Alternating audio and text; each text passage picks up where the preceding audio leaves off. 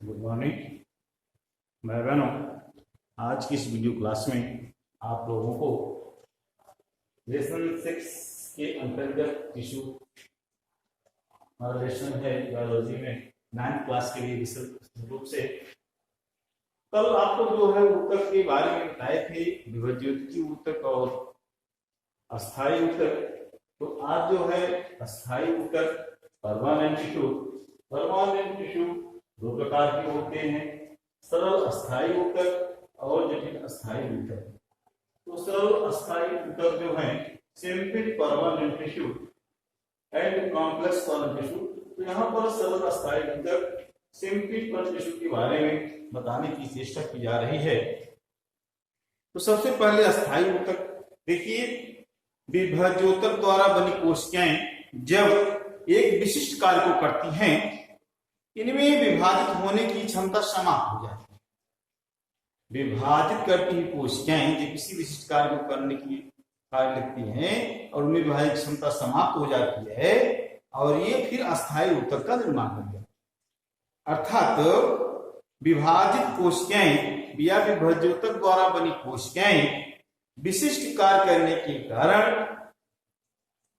विभाजन की क्षमता समाप्त हो जाती है और अस्थायी ऊतक का निर्माण कर लेते हैं। इस प्रकार एक विशिष्ट कार्य करने के लिए अस्थायी रूप से या कह सकते हैं एक विशिष्ट कार्य करने के लिए अस्थायी रूप लेने की प्रक्रिया को विभेदीकरण या डिफरेंशिएशन कहते हैं। एक अस्थायी कार्य करने में की अस्थायित्व आ जाता है और सबसे अलग हो जाती है, विभेदित हो जाती है, अलग हो जाती है, डिफरेंशिएट हो जाती है। इस प्रकार विभेदन की कोशिकाएं विभाजित होकर के विभिन्न प्रकार के सरल अस्थायी ऊतक का निर्माण करती हैं। तो कौन कौन से हैं? फर्स्ट है मृदुतक, सेकंड है अस्थिकोणोतक एंड थर्ड वन क्लोतक। मृदुतक parenchyma, second one collenchyma, third one sclerenchyma. Sclerenchyma बराबर के का दो भाग डिवाइड, क्लोतक रेशे, स्क्लेन्काइमा फाइबर एंड कोशिकाएं स्टोर सेल्स। ठीक है, यहाँ पे आपको दिखाया गया है ये पैरेन्काइमा है, एक कोलेन्काइमा है, कोलेन्काइमा कोलेन्काइमा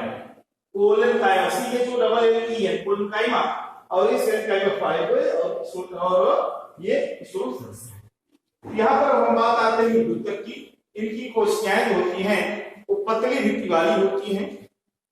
पतली भित्ति वाली यह ऊतक पौधों के कोमल अंगों में पाया जाता है, जैसे नई नई पत्तियां निकल रही हो, पुष्पकलिकाएं बन रही हो, जड़ वृद्धि कर रही हो, वहां पर जो बढ़ती हुई रहती हैं और एक कोमल अंग होते हैं।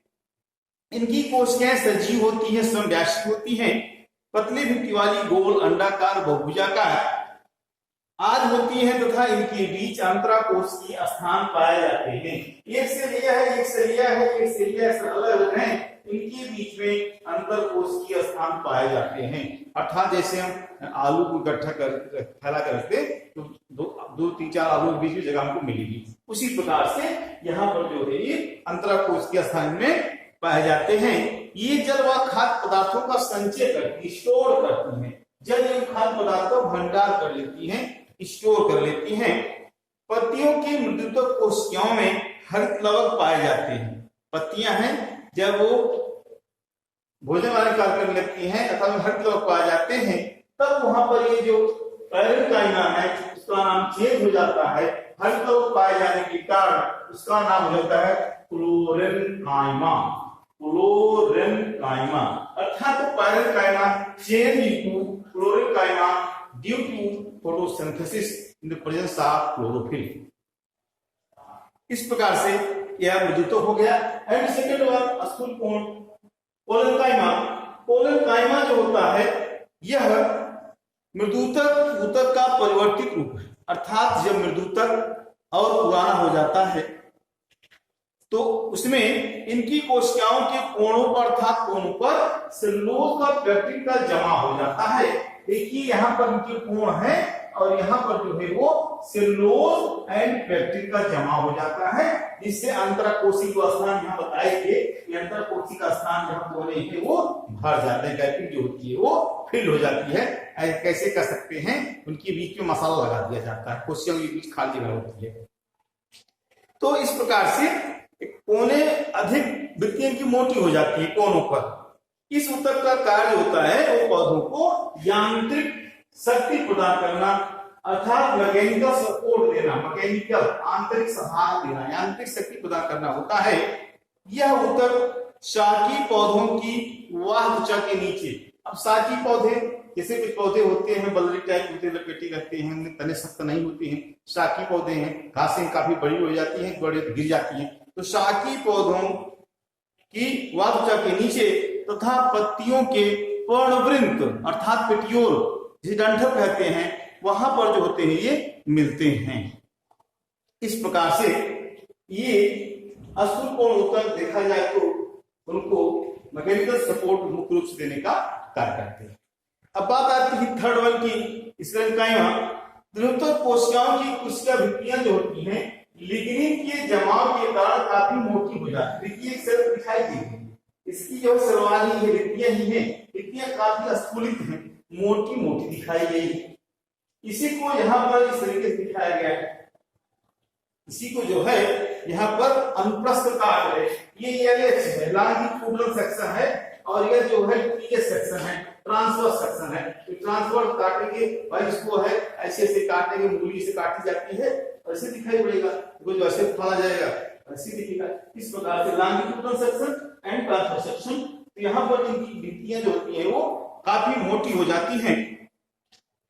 इसके साथ साथ ये निर्जीव होती हैं और ये पौधों को एकदम से यांत्रिक शक्ति खूब सपोर्ट सहारा देने का कार्य करती हैं। इनका मुख्य कार्य पौधों को मजबूती प्रदान करना होता है। ये दो प्रकार की होती हैं, दृढ़ोत्तक रेशे टाइप ऑफ फाइबर एंड कोशिकाएं स्टोसेल्स। यहाँ पे फाइबर दिखाया गया, दिखाया गया है, जैसे अलसी है, जूट है, आप देखिए यहाँ पर स्टेम काइम ऑफ फाइबर पाया जाता है, सनई से कहते हैं, पिटुआ कहते हैं, या उसमें देखिए नारियल की जटा में देखिए, नारियल में उसका जो कवरिंग छीलते हैं उसके अंदर में जो पाई जाती है, ये सब क्या है, स्टेम काइम ऑफ फाइबर है। अर्थात ये निर्जीव अत्यधिक लंबे सतह दोनों से खुले हो जाते हैं। इनकी जो जीवद्रव्य जो होते हैं उसमें गाढ़े हो जाते हैं, टीका खत्म हो जाते हैं, तो इसके भित्तियां काफी मोटी हो जाती हैं और सिलिंडर जो होते हैं क्या हो जाते हैं, नुकीले हो जाते हैं। अर्थात इस तरीके से कोशिका है, ये देखिए ये कोशिका है, कोशिका ऐसे बन गई, ये इसका जीवद्रव्य बहुत पतले में रह गया और यह सब जो है वो इस तरीके से एक कोशिका का रूप है। दृढ़ोत्तक रेशे ये है, अर्थात क्या है इसमें काइम ऑफ फाइबर है। इसी को यहाँ बड़ा करके दिखाया गया आवर्धित करके। पटुआ, पटसन, अलसी, भांग व नारियल में सब पाए जाते हैं और यहाँ तक कि 25 से 23 या 30 सेंटीमीटर 35 सेंटीमीटर लंबे इनके एक एक फाइबर होते हैं।